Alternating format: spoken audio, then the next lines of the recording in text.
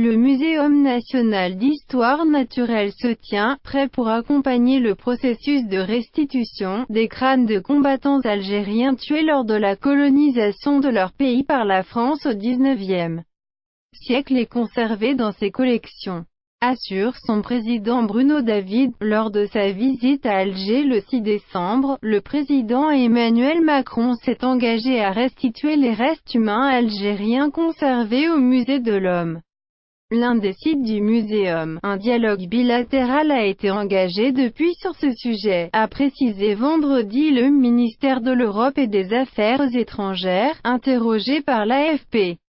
Nous comprenons parfaitement la nécessité de ces restitutions, étant donné le contexte historique, déclare Bruno David, dans un entretien à l'AFP.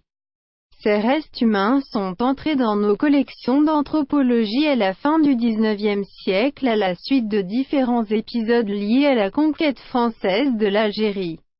C'est un historien algérien, Ali Farid Belkadi, qui a soulevé en 2011 la question de ces crânes d'Algériens après avoir mené des recherches au musée. Nous lui avons ouvert nos inventaires, dans un souci de transparence, explique Alain Froment, ancien responsable des collections de restes humains au Musée de l'Homme.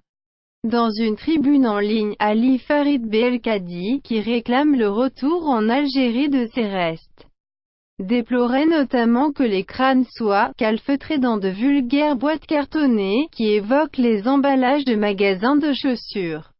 Une critique réfutée par Bruno David. Il s'agit de boîtes spécifiquement destinées aux collections et coûteuses.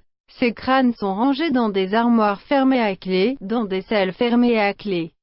En outre, dès mon arrivée à la tête du muséum fin 2015, j'ai décidé que l'on n'aurait plus le droit de voir ces crânes, par respect pour ces restes humains identifiés. Moi-même je ne les ai jamais vus. Ces dernières années, des pétitions, signées notamment par les historiens Benjamin Stora, Pascal Blanchard et Mohamed Arbi, ont demandé le retour de ces restes en Algérie. Une liste de 41 crânes identifiés provenant d'Algérie a été transmise à l'Élysée, répond le patron du muséum. Parmi eux, il y a à la fois des résistants, des Algériens ayant combattu avec les Français mais aussi possiblement des droits communs. Pour le moment, nous avons pu établir que ces crânes sont, de manière indubitable, ceux de résistants algériens, indique M. David. Il y a notamment ceux du cheikh Bouziane, chef de la révolte de Zaatcha, et de l'Algérie, en 1849. Capturé par les Français, il est fusillé puis décapité. Il y a aussi le crâne de l'un de ses lieutenants, dont la tête est momifiée. Ils sont entrés dans les collections du muséum en 1880. Il y a également le crâne du célèbre Mohamed Lamjad Ben Abdelmalek dit Chérif Boubarla, l'homme à la mule, initiateur d'une révolte populaire, tué en 1854. Après les combats, ces crânes étaient considérés comme des trophées de guerre par les militaires, rappelle Alain Froment, des dizaines d'années plus tard. Ces crânes ont été donnés au muséum par des médecins militaires désireux d'élargir la connaissance de la diversité humaine, ajoute-t-il. Le musée de l'Homme a établi que 6 autres crânes étaient ceux d'Algériens ayant combattu aux côtés de l'armée française, et décédés de maladie.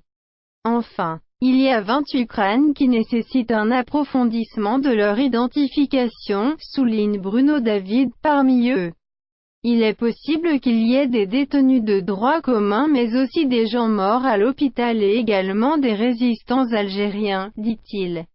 Le musée de l'Homme est un musée de France dont les collections sont inaliénables. Ces crânes lui ayant été donnés, ils ne peuvent sortir des collections nationales que grâce à une loi que la France va préparer. Pour notre part nous sommes prêts. Nous attendons les instructions du gouvernement, dit Bruno David.